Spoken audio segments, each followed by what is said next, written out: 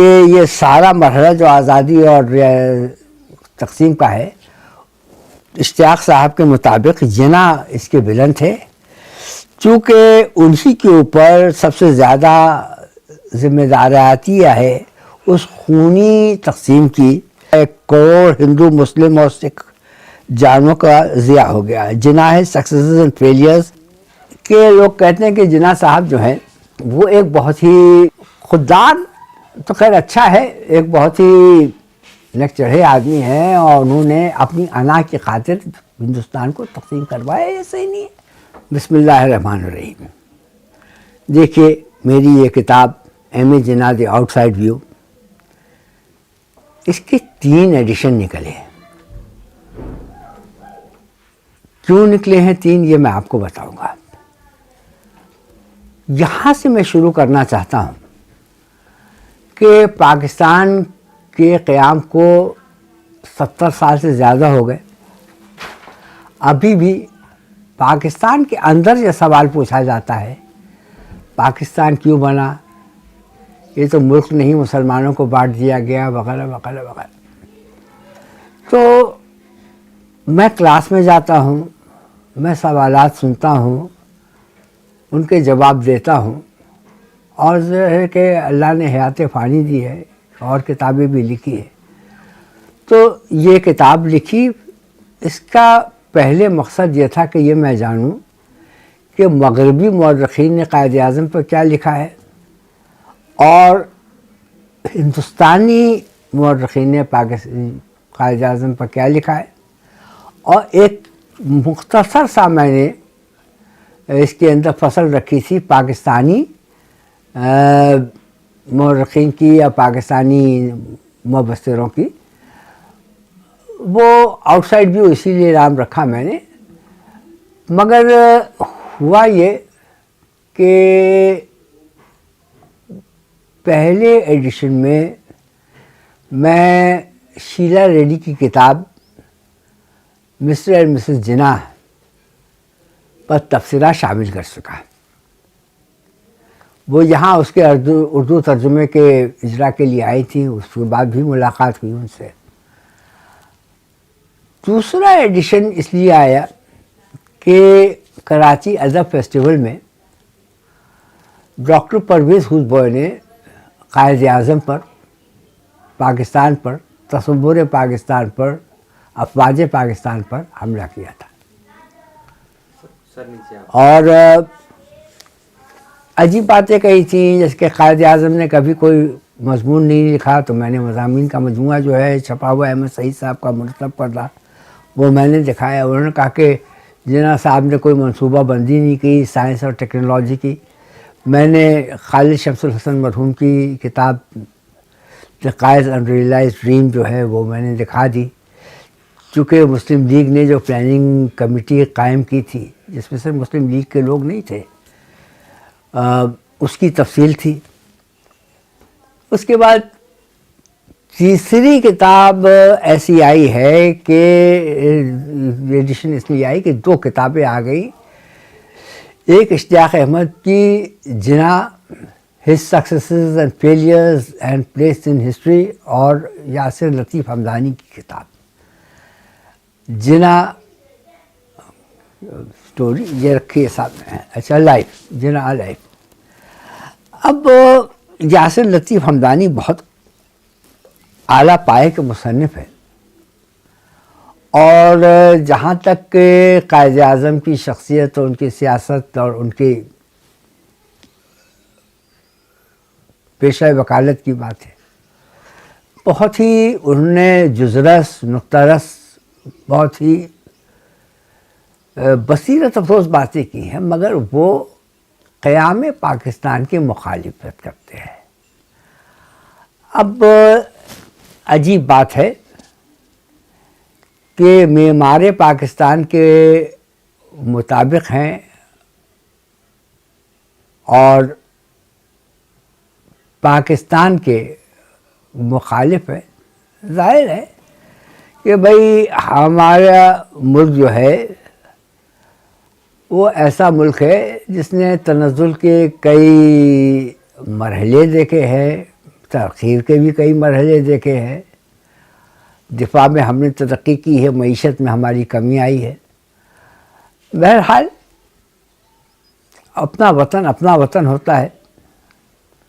تو میں نے یہ ضروری سمجھا. اشتیاق احمد صاحب کا مسئلہ یہ ہے کہ میں ان کا اصل جملہ پڑھ کے سنا دوں تاکہ اشکال نہ ہو کہ صاحب تفسیرہ غلط کر دیا یا ترجمہ غلط کر دیا. انہوں نے اپنی کتاب جو ہے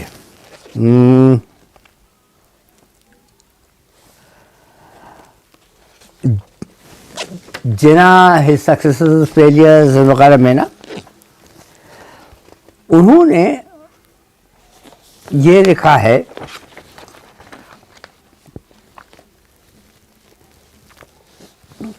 Jinnah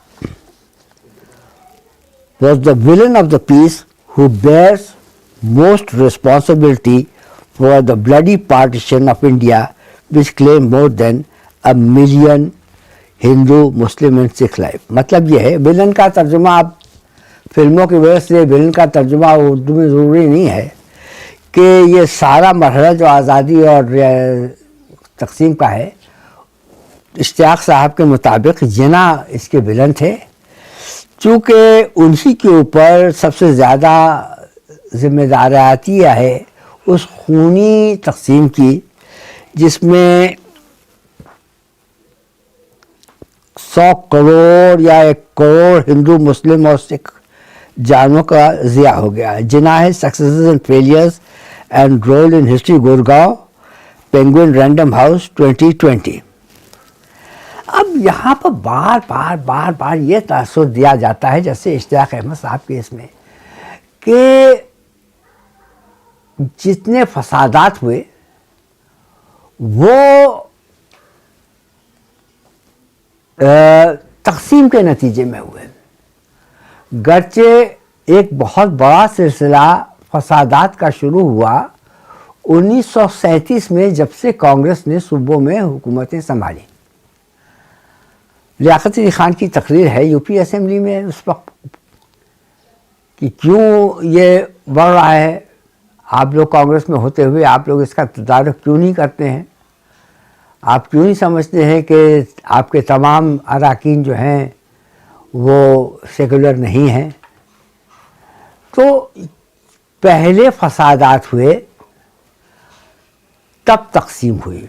اچھا 1947 میں جو فسادات ہوئے وہ تقسیم ہند کے بنیاد پر نہیں ہوئے, وہ اس بنیاد پر ہوئے کہ بنگال اور پنجاب کو تقسیم کیا گیا تھا. یہ ایک انتقامی کارروائی تھی کانگریس کی, اور مہاتما گاندھی نے بھی یہ کہا تھا کہ اٹ از اے نیڈلیس اریٹیشن, یہ ایک غیر ضروری ایک پرخاش ہے. ذرا سا ان میں دور اندیشی زیادہ تھی تو فسادات اس کی وجہ سے ہوئے. چونکہ آپ نے شائع نہیں ہونے دیا رائٹ لی فار واٹ, یہ صرف 47 کے انتخابات کی بات کر رہا ہوں, ورنہ ظاہر ہے کہ 46 میں بھیانک کلکتے میں فسادات ہوئے, اس کے رد عمل میں بہار میں فسادات ہوئے, اس کے رد عمل میں کوہاٹ میں فسادات ہوئے. جب بہار میں ہندوؤں نے مسلمانوں کو مارا تو کوہاٹ میں مسلمانوں نے ہندوؤں کو مارا. یہاں کراچی میں بہار کالونی بنائی گئی اس کی وجہ سے, یہ آزادی سے پہلے بنی ہے. تو اب یہ الزام لگانا, میں 2-3 چیز میں نے بتائی ہے. ایک یہ کہ آپ کہتے ہیں کہ بھائی 2 قومی نظریے کو آپ نصاب سے نکالتے ہیں, چلیے نکال دیا. یہ اس وقت ممکن ہوتا کہ اگر صرف قائد اعظم ہی ہوتے جنہوں نے کہ 2 قومی نظریہ پیش کیا. نہیں صاحب, سر سید نے ضرور, جو پہلے کہا کرتے تھے کہ ہندوستان ایک دلہن ہے جس کی ایک آنکھ ہندو ہے, آپ مسلمان ہے, 1867 میں جب ہندی اور اردو تنازع شروع ہوا تب انہوں نے کہا کہ بھئی معلوم ہوتا ہے کہ ہندوستان میں 2 قومیں ہیں, مسلم و ہندو، اس لیے کہ وہ لوگ سمجھتے تھے کہ اردو جو ہے اس گنگا جمنی تہذیب کی ایک پیداوار ہے جس میں ہندو اور مسلمان شریک ہے۔ اس کے بعد مہاتما گاندھی نے کہا 1929 میں، جب سابرمتی جہاں وہ رہتے تھے وہاں انہوں نے مہاسبھا کے پڑاؤ کا کیمپ کا معائنہ کیا، اور انہوں نے ایک بات کہی کہ ہر وہ قوم جو اپنا علیحدہ وجود چاہتی ہے، صرف چاہیے نہیں، اس کا فرض ہے کہ وہ اپنے آپ کو منظم کرے۔ دیکھیں بھائی، اگر ہندو قوم الگ منظم ہو گئی تو خود بخود مسلمان الگ قوم ٹھہریں گے۔ جو 29 کی بات میں کہہ رہا ہوں، ینگ انڈیا میں مہاتما گاندھی کے اپنے الفاظ ہیں۔ اس کے بعد لاجپت رائے نے سیاہ داس کو خط لکھا کہ میں بہت مطالعہ کر رہا ہوں اسلامی تاریخ کا بھی، اسلامی قوانین کا بھی، اور میں تو سمجھتا ہوں کہ ہندو مسلم اتحاد جو ہے ایک ناقابل عمل اور ناقابل امکان چیز ہے۔ اس کا حوالہ بھی لاہور میں قائد اعظم محمد علی جناح نے دیا تھا، اور انہوں نے کہا تھا کہ بھئی ہندو اور مسلمانوں کی ثقافتیں الگ ہیں اور ان کے سماجی معیار الگ ہیں، ادبی معیار الگ ہیں، مگر سب سے زیادہ لچک ان کے دو قومی نظریے میں تھی۔ جناح صاحب کے بعد ویر ساورکر نے یہ کہا کہ ہمیں اس حل تلخ حقیقت کا سامنا کرنا چاہیے کہ ہمارے ملک میں دو قومیں آباد ہیں، ہندو اور مسلمان۔ پھر اب دیکھیے آج کل بہت چرچا ہو رہا ہے، میں آپ کو یہ بات مکمل کر لوں، چونکہ بنگلہ دیش کی 50ویں سالگرہ منائی گئی ہے، تو 1947 میں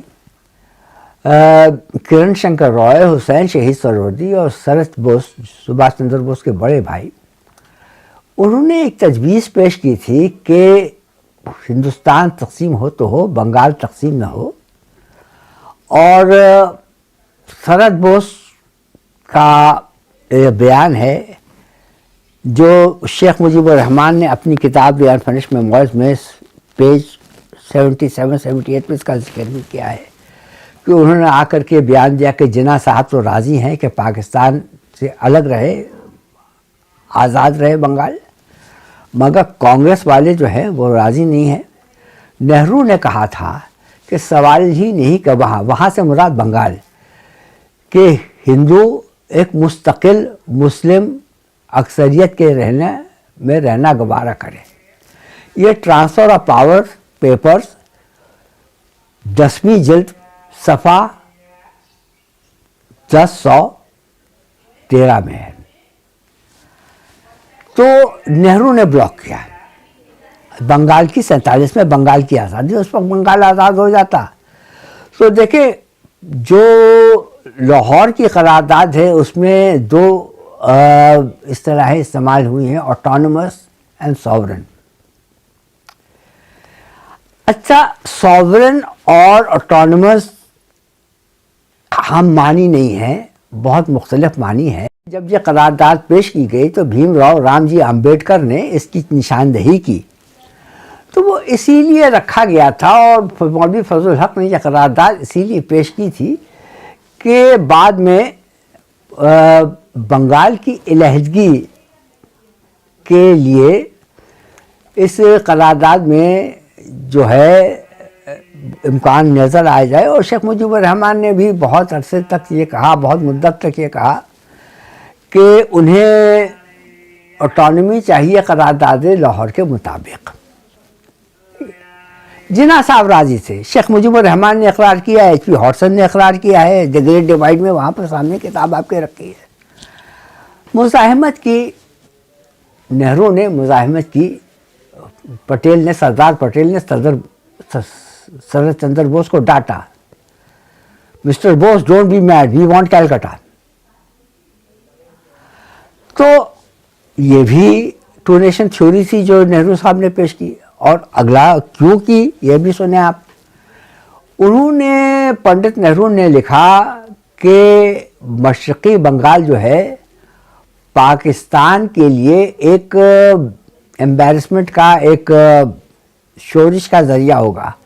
یہ ٹرانسفر آف پاور 11ویں جلد صفحہ 3 میں موجود ہے، آپ دیکھ لیں. میں ہوا میں بات نہیں کرتا، حوالے سے بات کرتا ہوں. تو قومی نظریہ صرف جناح صاحب کا نہیں تھا، اور ایچ پی ہاٹسن جن کا ابھی ذکر آیا، ان سے انٹرویو میں جناح صاحب نے اپنے 2 قومی نظریے کی وضاحت کی. انہوں نے کہا کہ میں چاہتا ہوں کہ 2 وفاق ہو، ایک میں ہندو اکثریت ہو، ایک میں مسلم اکثریت ہو. وہ یہ نہیں چاہتے تھے کہ جیسے واٹر ٹائٹ علیحدگی ایک کی اور دوسرے سے ہو جائے. وہ چاہتے تھے کہ بھائی ایک علاقہ ہو جہاں ہندو اقلیت میں ہو، ایک علاقہ ہو جہاں مسلمان اقلیت میں ہو، اور ان کی جو بنیادی انسانی حقوق ہیں، ان کی زبان کا، ان کی مذہب کا، ان کی ثقافت کے جو حقوق ہیں وہ برقرار رہے، مسلم وفاق میں بھی، ہندو وفاق میں بھی. تو جتنے ابھی تک ہم نے آپ کو پڑھ کر کے سنائے ہیں 2 قومی نظریے، سر سید نے تو خیر اتنی وضاحت کی ہی نہیں، وہ لسانی تنازع کے پس منظر میں تھا. مگر مہاتما گاندھی نے، لاجپت رائے نے، ویر ساورکر نے، پنڈت نہرو نے جو قومی نظریہ پیش کیا ہے، جس موقع پر، جس پیرائے میں بھی، اس میں یہ گنجائش نہیں ہے جتنا کہ جناح صاحب کے جو قومی نظریے میں گنجائش ہے کہ آدمی رہ سکتے ہیں. مگر یہ ہے کہ شر کو ختم کرنے کے لیے اکثریتی طاقت کو برابر کرنا ہے. دوسری چیز یہ ہے کہ لوگ کہتے ہیں کہ جناح صاحب جو ہیں وہ ایک بہت ہی خوددار، تو خیر اچھا ہے، ایک بہت ہی نک چڑھے آدمی ہیں، اور انہوں نے اپنی انا کی خاطر ہندوستان کو تقسیم کروایا. یہ صحیح نہیں ہے. بھائی جناح صاحب تو وہ ایک سمجھوتے پر راضی ہو گئے تھے، اس سمجھوتے سے نہرو پھرے تھے. اور مولانا ابوالکلام آزاد نے بھی اپنی کتاب میں لکھا ہے کہ کیبنٹ مشن پلان سے جناح صاحب نہیں پھرے تھے، نہرو پھرے تھے، اور یہ نہرو کی غلطی ہے. تو یہ بات نہیں تھی. جناح صاحب نے تو یہاں تک لکھا کہ ایک زمانہ تھا جب مجھے طاعون کی طرح لوگ مجھ سے بھاگتے تھے، لیکن میں زبردستی ہر جگہ پہنچتا تھا، چاہے مجھے دعوت ہو یا نہ ہو، لوگ مجھے بلانا پسند کرے نہ کرے، میں ہر جگہ جاتا تھا تاکہ قوم کے مسائل حل کریں. مگر اب وہ مسئلہ ایسا نہیں ہے. یعنی ایک آدمی جو کہ آپ سمجھیں کہ بہت ہی خود پسند، خود غرض، پرائیڈ کیا کہتے ہیں بھائی، اس کے لیے اچھا سا لفظ اردو میں میرے ذہن پر نہیں آ رہا ہے، تو وہ کبھی اس قسم کا اقرار نہیں کرے گا، نہ اس قسم کی حرکت ہی کرے گا. تو ان کے جو تکبر وغیرہ کی جو بات آتی ہے، وہ ان کے اصل میں جو ان کی بمبئی میں پیدا ہوں، بمبئی میں جو کھوجا سوسائٹی تھی، پارسی سوسائٹی تھی، جین سوسائٹی تھی، یہ بھی کافی حد تک یہ بہت مغرب زدہ یہ طبقے تھے. اور وہی اسی طبقے کے جو سرشت ہوتی تھی وہ جناح صاحب کی سرشت تھی، ان کی ذاتی سرشت نہیں تھی، کلاس ٹریٹس تھے، جس نے ان کو اس وقت کے برطانوی ہند کے دوسرے سیاستدانوں سے مختلف بنایا تھا. لیکن یہ سطح کی بات تھی، تہ کی بات نہیں تھی. وہ تو کمپرومائز کرنے پر تیار تھے.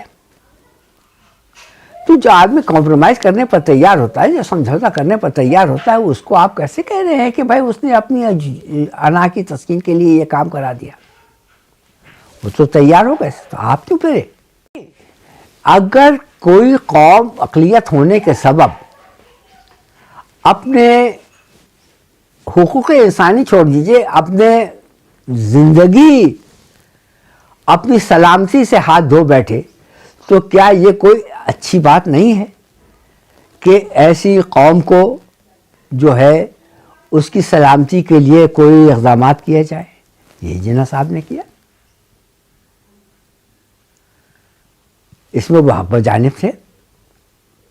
بھائی شروع میں تو نہیں ہے نا, رفتہ دیکھیے آپ نے کیا کیا. پہلے ہوا تھا کانگریس سے لکھنؤ کا معاہدہ 1916 میں, اس کو آپ نے توڑا. دلی مسلم تجاویز 1927 میں آئی تھی, اس کو آپ نے توڑا نہرو رپورٹ کے ذریعے. 1937 میں نیشنل ایگریکلچرلز کی پارٹی کے خلاف کانگریس اور مسلم لیگ کا ایک غیر رسمی اتحاد ہو گیا تھا, اس کو توڑ دیا پنڈت نہرو نے. پھر کیبنٹ مشن پلان توڑ دیا نہرو نے, جب دونوں مان چکے تھے توڑ دیا. اب آپ بتائیں کہ ہر جگہ تو مسلم لیگ لچک دکھا رہی ہے, کانگریس لچک نہیں دکھا رہی ہے, گاندھی لچک نہیں دکھا رہے ہیں, اور آپ الزام دے رہے ہیں جناح صاحب کو. اچھا دوسری بات میں بتا دینا چاہتا ہوں, اس کتاب کے ذریعے میں نے جو ایک بہت واضح بات کی ہے, لیکن ذرا مشرق وسطیٰ کے بعد آپ لوگ یہ کہتے ہیں کہ صاحب مسلمان قوم تقسیم ہو گئی. مسلمان قوم تقسیم نہیں ہوتی تو ہم ایک بڑی قوت ہوتا. کیسے بڑی قوت ہوتے؟ اس لیے کہ جب تک کہ پاکستان نہیں بنا تھا تو فسادات میں نقصان کس کا ہو رہا تھا؟ ہندوؤں کا ہو رہا تھا. جب پوری قوم ایک تھی, ایک برطانوی ہند میں ایک تھی, تو فسادات میں تو مسلمان, ہر جگہ فسادات میں اقلیت کا نقصان ہوتا ہے, اکثریت کا تو ہوتا نہیں. اور دیکھیں دو ہی طرح کے علاقے ہیں, یا ہندو اکثریت کے علاقے یا مسلم اکثریت کے علاقے. تو ہندو اکثریت کے علاقہ سمجھیے کہ بمبئی ہے شہر. بمبئی شہر میں بابری مسجد پر احتجاج کرنے کے اوپر ایک دن کے اندر ہزاروں مسلمانوں کو مار ڈالا گیا. کشمیر میں آپ دیکھ رہے ہیں کہ اب تو 20 سال سے زیادہ ہونے کو آئے ہیں کہ وہاں مزاحمت ہو رہی ہے, اور اس مزاحمت کی وجہ سے دوسرے لوگ جو ہے بولنے پر مجبور ہو گئے. متمد عمومی انتونیو گٹریس وہ بول رہا ہے, وہ آواز اٹھا رہا ہے. بہت سے ملکوں کے حتیٰ کہ امریکہ کے ایوانوں میں بھی یہ باتیں اٹھائی جا رہی ہیں کہ وہاں انسانی حقوق کی پامالی ہو رہی ہے. پھر میں کہتا ہوں ذرا سا آپ مشرق وسطیٰ کی طرف چلیے. کیا ہوا ہے بھائی؟ زیادہ سے زیادہ ابھی سعودی عرب نے ایک بہت سخت اقدام کیا ہے اور کہا ہے کہ ہم اسرائیل سے اس وقت تک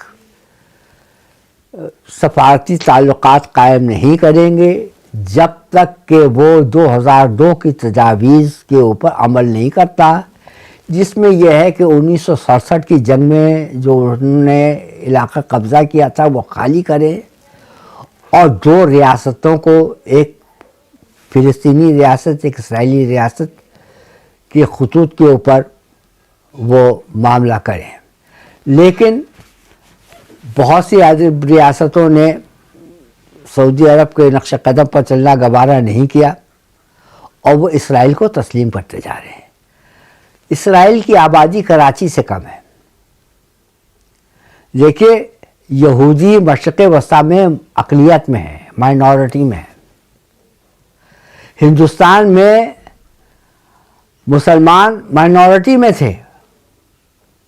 یہاں چونکہ اسٹیٹ پاور ہے, ریاستی قوت ہے یہودیوں کو اسرائیل کے ذریعے, تو وہ اپنی سرحدیں بڑھاتے جا رہے ہیں. 1948 کی جنگ میں, 1956 کی جنگ میں, 1967 کی جنگ میں, 1973 کی جنگ میں, ہر جنگ میں اسرائیل کی سرحدیں بڑھی ہے.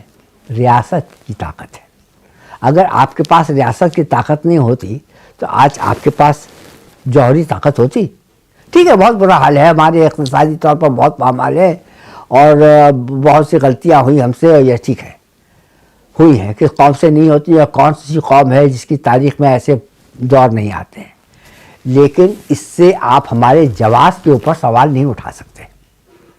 جو ہمارے بہت سے پاکستانی مصنفین, پرویز البوئے, اشتیاق احمد, ہاں تو میں دیکھیے بتا رہا تھا اس کتاب کے 3 ایڈیشن کیوں, یہ پیس پبلیکیشنز لاہور نے چھاپی ہے, 3 ایڈیشن کی کیا ضرورت تھی؟ دیکھیے جو اعتراضات قائد اعظم پہ ہوتے ہیں، پاکستان کی تحریک پہ ہوتے ہیں، انگریز یہ کہتے ہیں کہ صاحب مذہب کی بنیاد پر ریاست ایک عجیب سی بات ہے، ایک دقیانوسی بات ہے۔ مسئلہ یہ ہے کہ پاکستان جو ہے وہ اس لیے بنا کہ مذہب کو امتیازی سلوک کا ذریعہ بنایا گیا۔ آج بھی آپ دیکھ رہے ہیں کہ لوگوں کو مار دیا جاتا ہے، تم مسلمان ہو اس لیے ہم تم کو ماریں گے۔ تو یہ کوئی لمبا چوڑا نظریہ نہیں ہے، یہ ایک جبلت ہے۔ تو زیادہ تر جو مغربی مورخین کہتے تھے وہ یہ کہتے تھے۔ ہندوستانی مورخین کا الگ ہے کہ ان کے لیے دیکھیں بات یہ ہے کہ تقسیم ہند ہو نہ ہو، مسلمانوں کے لیے ایک سیاسی مسئلہ ہے، ہندوؤں کے لیے اکھنڈ بھارت ایک مذہبی تصور ہے۔ ہندو مصنفین کیا کہتے ہیں اس کا میں نے جائزہ لیا، اور وہ سیکشن تھا، اس کے بعد میں نے شیلا ریڈی کی کتاب mister and missus Jinnah the marriage that shook India کے اوپر تبصرہ شامل کیا۔ بہت اچھی کتاب ہے، اور بعض باتیں جو ہندوستانی مورخین نے لکھی ہیں، کانجی دوارکا داس نے لکھی ہے، اس کے مجمدار نے لکھی ہیں، وہ ایسی باتیں ہیں جو پاکستانی مورخین نے نہیں لکھی۔ اچھا میں تھک گیا تھا، بوڑھا آدمی ہوں، درمیان میں مجھے ایک کتابچہ لکھنا پڑا، آپ نے بھی اس پر کیا ہے، ریویژنس ہسٹری آف اسلام۔ تو میں پاکستانی مورخین پر زیادہ توجہ نہیں دے سکا۔ پروفیسر مہنور النساء علی جو کہ یہاں پر سیاسیات کی شعبے کے صدر تھی، ان کی کتاب ہے وہ جناح ان ورلڈ افیئر، اس پر تبصرہ شامل تھا۔ دوسرا ایڈیشن اس لیے آیا کہ کراتی ادبی فیسٹیول میں ڈاکٹر پرویز ہوسبوئے نے بانی پاکستان، تصور پاکستان، قیام پاکستان، افواج پاکستان سب کی مخالفت کی تھی۔ بس ہر کو مخالفت کا حق حاصل ہے، مگر ہر آدمی کو مخالفت کی دلیل بھی دینی چاہیے، موافقت کی بھی دلیل دینی چاہیے۔ تو دیکھیں نا، بہت سی چیزیں میں بات دہرانا نہیں چاہتا۔ انہوں نے کہا جناح صاحب نے زندگی میں کوئی مضمون نہیں لکھا۔ آپ یاد ہے میں نے سامنے کر دی جناح صاحب کے مضامین کا مجموعہ جو احمد سعید صاحب مرحوم نے مرتب کیا۔ انہوں نے کہا کہ جناح صاحب نے کبھی کوئی منصوبہ بندی نہیں کی۔ میں نے دیکھا ہے خالد شمس الحسن مرحوم نے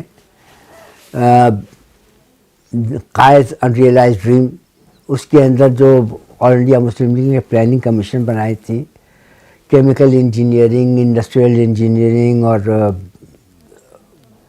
وہ سائنسز کے، اکانومی کے، ہر سب کمیٹی بنی تھی پلاننگ کمیٹی میں۔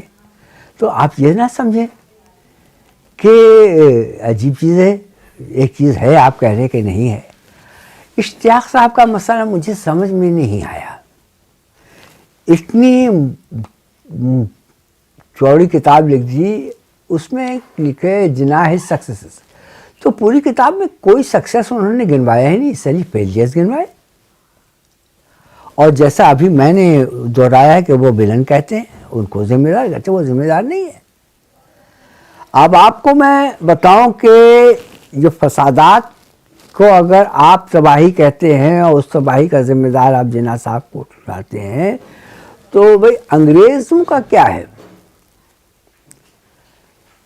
انگریزوں کا یہ ہے کہ لارڈ پیتھک لارنس نے جو وزیر ہند تھے، انہوں نے یہاں گفت و شنید کرنے کے بعد یہ لکھا کہ مہاتما گاندھی کا رویہ یہ نظر آتا ہے کہ اگر 2-3 ملین آدمی مر بھی گئے تو کوئی حرج نہیں ہے، بلکہ ان کے اندیے میں یہ ہے کہ مر جائیں تو بہتر ہی ہے۔